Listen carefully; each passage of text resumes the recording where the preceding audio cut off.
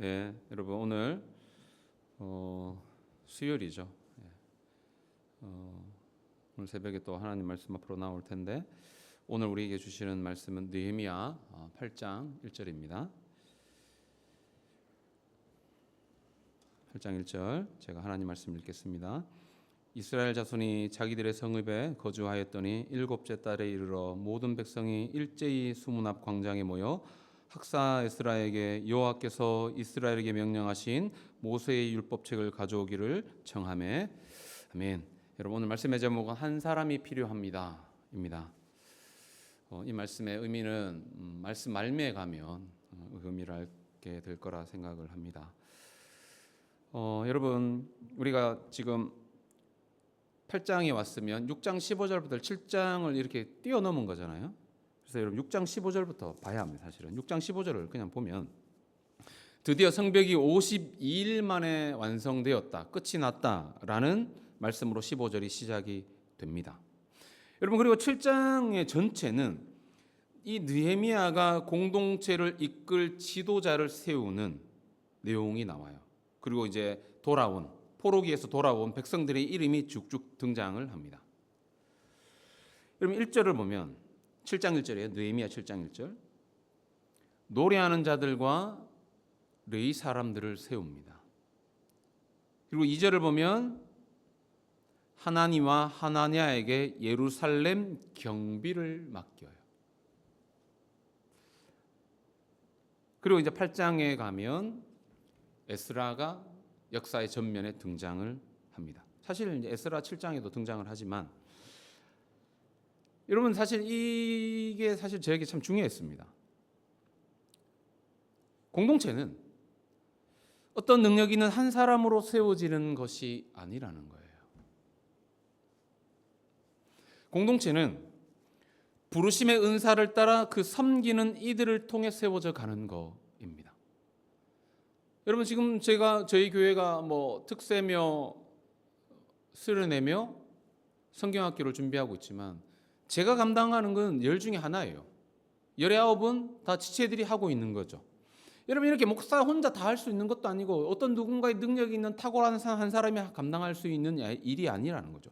여러분 느헤미야는 그 사실을 너무나도 여실하게 보여주고 있는 거예요. 함께 세워가는 겁니다.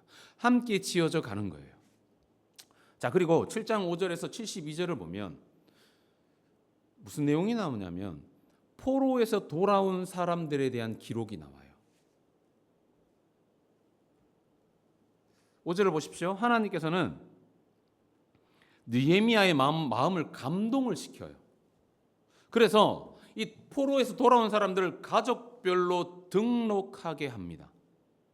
예를 들면 오늘날로 말하면 주민등록증, 가족관계증명서 보면 가족들이 쭉 있죠. 그렇게 지금 누구 밑에 누구 이렇게 딱 가족별로 정리를 해요. 여러분 근데 이 정리하려고 보다 보니까 그때 마침 1차 포로기한입니다. 1차 포로기한 때 돌아온 사람들의 이 가족별 등록부에 적힌 사람들의 이름을 보게 돼요. 그것이 72절까지예요.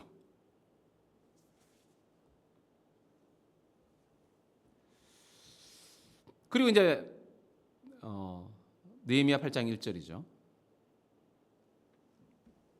여러분 그래서 우리는 느헤미야를 볼 때 두 부분으로 사실 나눠서 봐야 합니다. 첫 번째 부분은 1장에서 6장까지고 둘째 부분은 8장에서 13장까지예요. 1장에서 6장까지는 느헤미야가 주된 인물이죠. 그리고 7장은 이 가족별 명단이 쭉 나오고 8장에 가면 인물이 바뀝니다. 근데 여러분 이 주된 인물이 바뀌기 전에 이스라엘의 역사를 설명하고 있는 본문이 7장이에요. 이스라엘이 1차 포로 기한했고 그리고 이제 2차 기한도 했는데 지금 느헤미야가 기록하려고 하는 이들은 누구냐면 1차가 아니고 2차 포로 기한한 명단을 기록하려고 들었던 거예요. 근데 하려고 보니까 이미 1차에 돌아온 사람들의 가족 명부가 있어서 쭉 읽는 거죠. 하나님께서 어떻게 이들을 인도하셨는지. 근데 여러분, 이 주된 인물로 바뀌기 전에 이스라엘 역사를 설명하면서 이들이 어떻게 돌아가게 되었는지, 그 중심에 누가 있었는지, 여러분, 그러니까 공동체가 세워지는 데는 그냥 느헤미야 한 사람으로 이것이 그냥 결론적으로 보니까 그런 것 같지만 그렇지 않다고요. 결론적으로 느헤미야 때 이런 성벽이 완성되었지만 여러분, 이전에 이미 어떤 역사가 있었는지를 느헤미야는 알려주고 있는 겁니다. 누구에게? 오늘 우리들에게. 여러분, 성경책으로 보면 그 느헤미야 7장 5절에 위에 보면 이렇게 있어요. 포로에서 돌아온 사람들하고 에스라 2장 1에서 70절 이렇게 돼 있단 말이죠. 여러분, 그러니까 이 본문은 지금 에스라서에도 동일하게 있는 거예요. 그죠? 여러분, 이때가 이스라엘 역사에서 보면 1차 포로 기한 때예요. 1차 포로 기한. 스룹바벨과 예수아가 1차 포로 기한의 지도자가 되어 돌아온 거죠. 그러니까 느헤미야가 1차로 돌아온 사람들의 가족 명부를 찾은 거야. 거기에 등록된 사람들이 5절에서 72절이라는 거죠. 하나님께서는 스룹바벨과 예수아를 보낸 것은 무엇 때문이냐면, 제일 먼저 중요한 것, 예배 회복 때문이었습니다. 1차는 그거예요. 하나님의 의도한 목적과 방향을 따라 정확하게 하나님의 역사는 진행되고 있습니다. 여러분, 그것은 이제 뒤에 보면 나중에 여러분 기회가 되면 살피겠습니다만은, 여러분, 그러니까 70년 만에 본국으로 돌아온 스룹바벨, 그리고 백성들이 제일 먼저 한 일이 뭡니까? 성전 건축이에요. 성전 건축. 하지만 이 성전 건축도 주변에 이 사마리아인들로 인해 16년간 중단이 됩니다. 그러나 이 스룹바벨과 동시대에 살았던 학개, 스가랴, 이 선지자들의 말씀을 보면 1차 포로 기한 20년 만인 516년에 그토록 고대하던 성전이 완성이 돼요. 그냥 여러분 듣기만 하시면 돼요, 이거는. 그러니까 바벨론 포로에 끌려간 지 90년 만이죠. 70년 만에 1차 포로 기한이 됐고, 그리고 20년 만에 드디어 돌아가서 20년 만에 성전이 건축이 되는 겁니다. 자, 그리고 에스라 6장을 봅니다.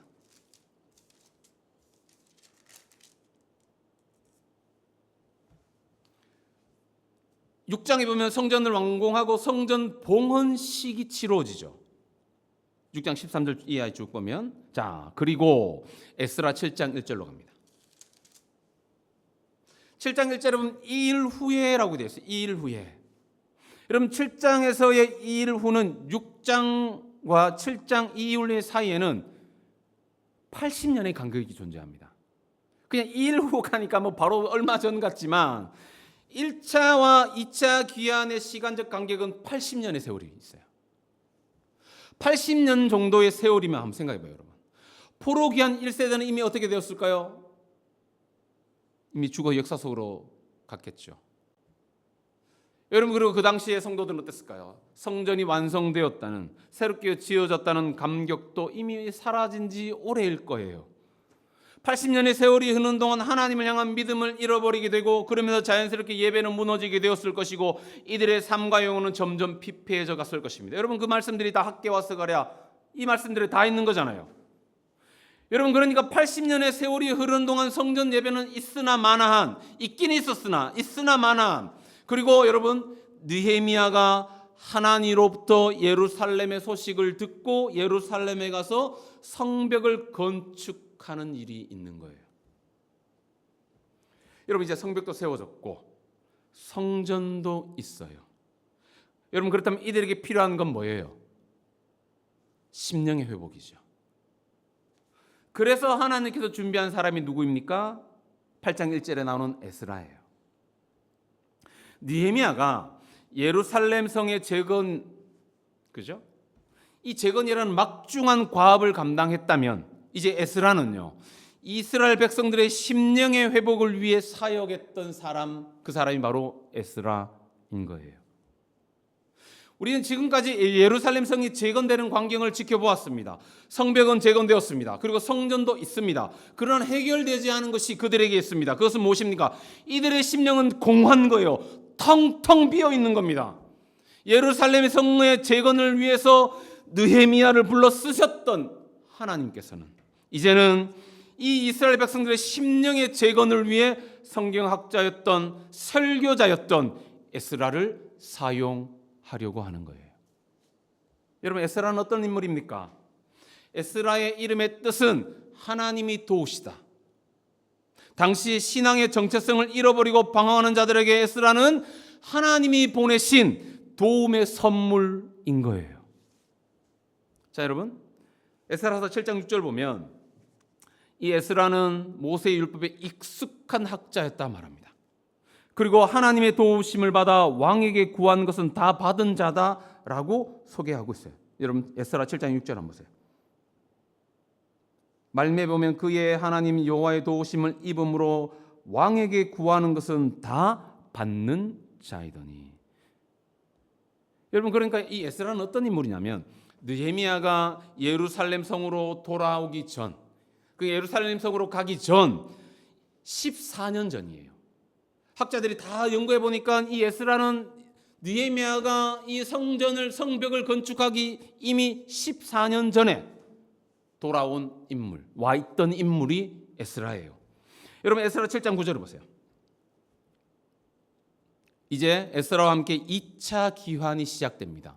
2차 기환. 첫째 달 초하루죠. 자, 그렇게 바벨론을 떠납니다. 그리고 다섯째 달 초하루에 예루살렘에 도착을 합니다. 바벨론에서 예루살렘의 거리는 1500km 정도 된다고 해요. 여러분, 그리고 이 함께 갔던 이들이 어느 정도 되냐면 5,000명 정도에 되는 사람입니다. 그들이 여러분 200km다. 여러분, 여기서 서울까지가 뭐 한 400km 된다고 하면 3배 더 되죠. 4배 정도 되죠. 그 거리를 4개월에 걸쳐 도착을 해요. 그중에 남자가 1513명이었다. 성경은 그렇게 말합니다. 여러분, 그렇다면 나머지 숫자는 여자와 아이들일 거예요. 여러분, 그렇다면 예루살렘까지 가는 동안 적군이든 도적이든 많은 위협들로 인해 쉽지 않은 여정의 길이었을 겁니다. 그런데 여러분, 이들이 어떻게 해서 무사히 도착했다고 성경은 기록할까요? 여러분, 에스라 8장 21절 한번 보세요.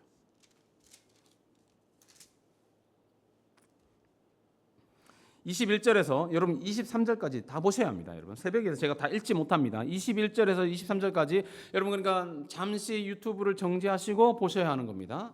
여러분, 본문에 보면 어떻게 해서 무사히 도착했는지 에스라의 입으로 고백하는 장면이 나와요. 장장 4개월이라는 멀고도 험한 길을 가기 전 에스라가 무엇을 했는지가 나옵니다. 스스로 겸비하고 금식을 선포하고 그는 하나님께 기도합니다. 기도할 때 23절에 하나님께서 응답해 주세요. 에스라가 어떻게 하나님의 선한 도우심을 입을 수 있었습니까? 성경은 이렇게 말합니다. 눈에 보이는 왕에게 도움을 구하기를 부끄러워했다고 말하는 거예요. 느헤미야하고 비슷하죠. 왕에게 도움을 구하잖아요. 하나님께만 소망을 두는 에스라. 여러분, 근데 보면 믿음의 사람들은 다 같아요. 거의 똑같아요. 느헤미야나 에스라나 다 어떻게 합니까? 눈에 보이는 왕에게 도움을 구하기를 부끄러워합니다. 오직 하나님께만 소망을 두어요. 여러분, 이것이 결국 우리 공동체가 나아가야 될 방향과 똑같다 저는 생각합니다. 그리고 어떻게 합니까? 왕에게 도움을 구하기를 부끄러워하고 대신 스스로 겸비하고 믿음으로 하나님께 금식하며 기도합니다. 기도할 때 어떤 일이 일어났을까요? 여러분, 오늘 이 시대는 눈에 보이고 손으로 잡히는 것, 손으로 잡을 수 있는 것, 느낄 수 있는 것이 중요하고 전부라고 말하고 믿고 삽니다. 여러분, 그래서 눈에 보이는 현실에 우리의 모든 시선이 사실 가 있죠. 눈에 보이는 현실에. 그리고 우리는 그것들의 통제와 제한을 받고 살아갑니다. 여러분, 그렇기 때문에 눈에 보이지 않는 하나님이 아니라 어떻게든 눈에 보이고 손으로 만질 수 있는 것을 붙잡기 위해 애쓰며 살아요. 그것을 하나님처럼 여겨요. 그래야 불안한 나의 미래가 보장되고 안정된다 믿어요. 그러나 여러분, 이러한 기준과 잣대는 눈에 보이는 것이 전부라고 믿고 사는 세상 사람들이 가지고 있는 가치 기준이죠. 그러나 성경이 우리에게 가르치는 것은 무엇입니까? 눈에 보이는 것이 전부가 아니라고 말하는 거예요.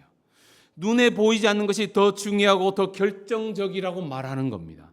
에스라는 그것을 믿는 거예요, 여러분. 눈에 보이는 것이 더 중요하다 말하며 하나님을 향한 믿음과 소망을 중요하지 않게 여기며 사는 그 시대 속에서 눈에 보이지 않지만 실존하시는 하나님을 믿음으로 살아가는 것. 여러분, 그러니까 이것은 여러분 결국 우리 공동체 제가 누차 말했던 하나님이 가장 강력한 현실이 되었던 거예요. 에스라에게는. 그렇게 에스라는 왕을 의지하지 않는 겁니다. 눈에 보이는 왕, 사실 왕만큼 힘을 가진 자가 누가 있겠습니까? 근데 왕을 의지하지 않습니다. 그런 하나님께 기도하는 이유는 뭡니까? 하나님이 자신의 삶의 이 공동체의 가장 강력한 현실임을 믿었기 때문이죠. 여러분, 느헤미야는 어떠했습니까? 똑같았습니다. 믿음의 사람은 눈에 보이는 것이 더 결정적인 것 같고 그것을 가져야 행복하고 붙잡아야 살 수 있다 말하는 그 시간과 그 세대 속에서 믿음의 사람은 보이지 않지만 지금도 실존하신 하나님을 가장 강력한 현실로 믿고 하나님께 내 삶의 모든 것이 있음을 믿고 사는 자들. 에스라는 이러한 하나님을 믿었고 하나님께 기도했고 그리고 무사히 예루살렘에 도착합니다. 느헤미야가 도착하기 14년 전에. 여러분 잘 들으셔야 됩니다. 14년을 제가 강조한 이유가 있어요. 어떻게 하면 이제 이 에스라는 이 이스라엘 백성들을 도울 수 있을까를 고민합니다. 스룹바벨과 예수와는 성전을 건축함으로 자신의 사명을 감당하죠. 그러니까 에스라는 어떻게 하면 이들을 도울 수 있을까를 고민합니다. 자, 여러분 이렇게 하나님의 도우심으로 예루살렘에 도착한 에스라는 중대한 결심을 합니다. 7장 10절 보세요. 에스라 7장 10절. 에스라가 한 가지 결심을 해요. 뭡니까? 자기가 읽은 말씀, 놀라운 진리의 말씀을 공동체 사람들에게 전하고 가르치겠다. 자, 근데 전하고 가르쳤다의 방점이 있지 않아요. 여러분 14년 전에 도착했어요. 14년 동안 뭐 했을까 그러면? 10절에 보면 먼저 이런 말씀이 있어요. 여호와 율법을 연구하고 준행했다 이렇게 말해요. 여러분 에스라는 그 백성들에게 가르치기에 앞서 자신이 먼저 하나님 말씀 앞에 섰습니다. 그리고 하나님 말씀과 교제하는 시간을 가져요. 이러한 과정이 있고 난 후 8장이에요. 몇 년이나 이렇게 살았을까요? 14년이에요. 느헤미야가 도착하고도 52일이 지난 그 뒤에요. 그러니까 에스라가 도착하고부터 이런 삶을 살았다면 14년을 산 거예요. 여러분 14년간 이런 삶이 가능하려면 어떻게 해야 됩니까? 그 안에 기쁨이 없으면 불가능해요. 여러분 누가 시킨다고 강제로 하라고 한다고 될까? 여러분 그런 거예요. 여러분 제가 내일교회에서부터 지금까지 참 말씀에 대한 강조를 참 많이 했어요. 여러분 제가 그렇게 많이 강조하지만 이렇게 강조한다고 되는 게 아니더라고요. 누가 강제로 시킨다고 되는 게 아니더라고요. 어떻게 가능하냐? 그 심령 안에 일어나는 욕구가 있어야 돼요. 하나님께서 불러일으키시는 욕구가 있어야 된다고요. 목사가 하라고 해서 되는 일이 절대 아니라고요. 여러분 이 에스라가 누가 등 떠밀어서 14년간 이렇게 한결 같은 삶을 살았겠습니까? 불가능한 거예요. 불가능합니다. 여러분 그런 생각했어요. 말씀 묵상하면서 에스라 같은 사람이 필요하다. 에스라 같은 사람. 우리에게도 예수 그리스도의 이 거룩한 이상, 그 이상이 불타서 심령의 부흥에 목말라 하는 사람, 그러기에 말씀에 내 삶을 비비고 그렇게 말씀으로 내 삶을 변화시켜내고 그러한 은혜를 공동체 가운데 나누고자 하는 사람. 여러분 이 에스라는 전하기 이전에 먼저 그 삶을 말씀에 비볐을 겁니다. 그리고 말씀의 은혜를 그가 충분히 누렸을 거예요. 그리고 8장 1절 때가 되었을 때 공동체 가운데 말씀을 전하는 거예요. 여러분 그러면서 저는 보이지 않았지만 성경에 기록되지는 않았지만 이 에스라의 삶을 묵상하게 되었습니다. 자신의 삶의 자리에서 그는 말씀을 깊이 연구했을 겁니다. 그리고 그 말씀에 순종하며 살았을 거예요. 여러분 지금으로 하면 개인의 일상에서 하나님과 사귐이 있는 그 사귐 가운데 기쁨을 맛보고 은혜를 맛보고 그 사귐으로 인해 행복해하는 삶. 여러분 그 삶이 지금 이 에스라의 삶일 거예요. 여러분 2주 전 제가 이런 말씀을 전했습니다. 지금까지 내가 살던 대로 살면 지금까지 어떤 것만 얻게 될 거다. 나의 지금의 신앙이 이전보다 더 나은 모습으로 변화되려면 어떻게 해야 할까요?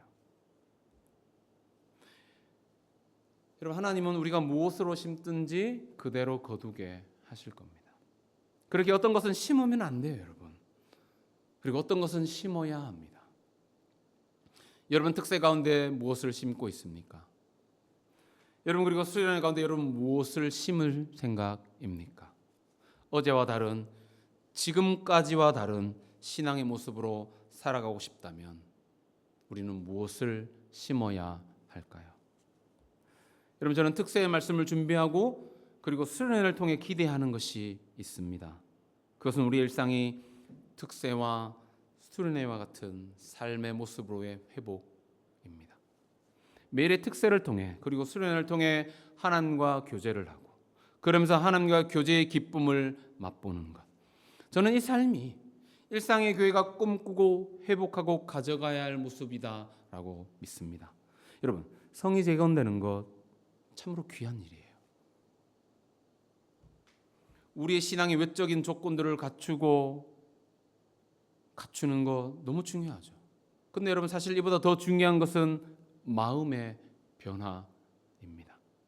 여러분, 그러니까 수련회를 준비하면서 외형을 잘 갖췄어요. 여러분, 임원들이 참 열심히 준비해서 이렇게 준비하고 이렇게 좀 시간 탭을 다 짜고 여러분 강사 어떻게 하고 다 짰어요. 이런 외적인 것을 갖추는 것도 너무 중요합니다. 이거 필요 없다 아니죠. 이건 있어야 되는 거예요. 근데 여러분, 이것을 갖추는 이유는 뭡니까? 여러분, 우리가 특세를 하면서 결국 이 특세를 틀을 짜고 이렇게 우리가 10번을 하고 하는 이 갖추는 이유는 뭡니까? 말씀을 2번 전하는 이유는 뭐예요? 우리가 그 핵심을 놓치면 안 돼요. 성을 재건하고 성전을 재건하는 이유는 뭡니까? 마음의 변화예요. 그걸 위해 우리가 지금 달려오고 있는 거예요, 여러분. 외형을 갖추는 거 참 중요합니다. 여러분, 시간 6시 딱 되어가지고 영상이 딱 송출이 되죠. 너무 중요해요. 근데 여러분, 그것에 우리가 무엇을 심느냐가 중요한 겁니다. 마음을 들이냐가 중요한 거예요. 외적인 것을, 조건들을 갖추는 건 너무 중요합니다. 근데 여러분, 그것보다 더 중요한 것은 마음이 준비되고 마음이 변화되는 거예요. 여러분, 다행스럽게도 이스라엘 백성들은 그들이 성을 쌓고 성전을 건축했지만 이들은 이것만으로는 되지 않는다 알았어요. 이보다 더 중요한 문제가 있다는 것을 압니다. 그것은 그들의 마음의 문제이며 그들 영혼의 문제임을 알았습니다. 이러한 것을 인해서는 여러분, 그러니까 뭡니까? 성벽이 건축되고 성전이 있는 것, 외적인 것이 갖춰지는 것으로는 진정한 의미의 부흥이 일어날 수 없다 압니다. 알았습니다. 이러한 것으로는 심령의 부흥이 결코 일어날 수 없다. 여러분, 그래서 8장 1절이 있는 거예요. 8장 1절 보세요. 느헤미야 8장 1절입니다. 이스라엘 자손이 자기들의 성읍에 거주하였더니 7째 달에 이르러 모든 백성이 일제히 수문 앞 광장에 모여 학사 에스라에게 여호와께서 이스라엘에게 명령하신 모세의 율법책을 가져오기를 청합니다. 여러분, 에스라가 모여라 했습니까? 아니에요, 여러분. 이스라엘 백성들이 에스라에게 뭐 한 겁니까? 율법책을 가져와라 라고 청한 거예요, 여러분. 사랑하는 여러분, 특세가 준비가 되어 있고 특세를 합니다. 여러분, 우리 이제 금요일과 토요일에 2번의 말씀이 있습니다. 다 준비되어 있어요. 이제 여러분, 우리에게 필요한 건 뭐예요, 여러분? 외적인 것이 갖추어졌습니다. 이제 우리에게 필요한 건 뭡니까? 내가 그 말씀을 들으려는 자세, 그것이 있어야 한다고요. 이스라엘 백성들이 먼저 그 말씀에 대한 열망을 가지게 됩니다. 말씀을 사모하는 열망이 일어나야 하는 겁니다. 말씀에 대한 전인격적인 응답이 있어야 하는 것입니다. 이러한 부흥이 이스라엘 공동체 가운데 일어나게 되는 겁니다. 여러분, 이러한 부흥을 소망하고 기도하는 우리가 되기를 바라는 겁니다. 외형적인 조건이 갖추어졌습니다. 그러나 여러분, 이것으로 되는 것이 아니에요. 이제 우리의 마음을 담아야 하는 것입니다. 여러분의 마음을 쏟아야 하는 것입니다. 그때 여러분, 8장에 부흥의 역사가 있는 거예요. 찬양 가사 중에 이런 게 있죠. 부흥은 나로부터 시작된다. 그리고 부흥의 불씨를 다른 이들에게 넘겨주는, 여러분 이러한 은혜를 소망하는 우리 공동체가 되기를 여러분 열망하고 소망함으로 특세에 임하고 수련회 가운데 임해 그 부흥을 열망하는, 이 이스라엘 백성들이 열망했던 그 부흥을 열망하고 내 심령이 주의 말씀으로 부흥을 경험하고, 여러분 그 부흥의 불씨가 공동체 가운데 흘러가는 그런 은혜를 기도하고 기대하는 오늘 새벽 되면 좋겠습니다. 여러분 다시 한번 정리합니다. 여러분 외형은 다 갖춰졌어요. 임원들이 열심히 준비했습니다. 그리고 여러분 이제 특세도 이제 이틀 3일 남았습니다. 그리고 이제 수련회가 남았어요. 이제 우리에게 준비되어야 하는 것은, 여러분 기도하면서 이제 기도의 물꼬가 좀 트였잖아요. 기도가 잘 안 되던 이들은 이제 기도가 될 거잖아. 여러분 그러면서 이제 우리가 열망해야 되는 건 무엇입니까? 내 심령의 부흥이에요. 여러분 그것을 열망하고 기도하는, 여러분 그리고 금요일 저녁에 말씀을 듣고 기도할 때, 그 토요일에 또 말씀을 듣고 기도할 때 여러분의 심령의 부흥을 두고 기도하고 공동체의 부흥을 두고 기도하는 진정한 부흥을 맛보는 일상의 공동체가 되어지기를 소망합니다. 여러분 오늘 하루도 하나님께 주신 마음을 가지고 기도하고 그렇게 한 주 하루를 살아가는 우리가 되기를 소망합니다. 말씀 마쳤습니다.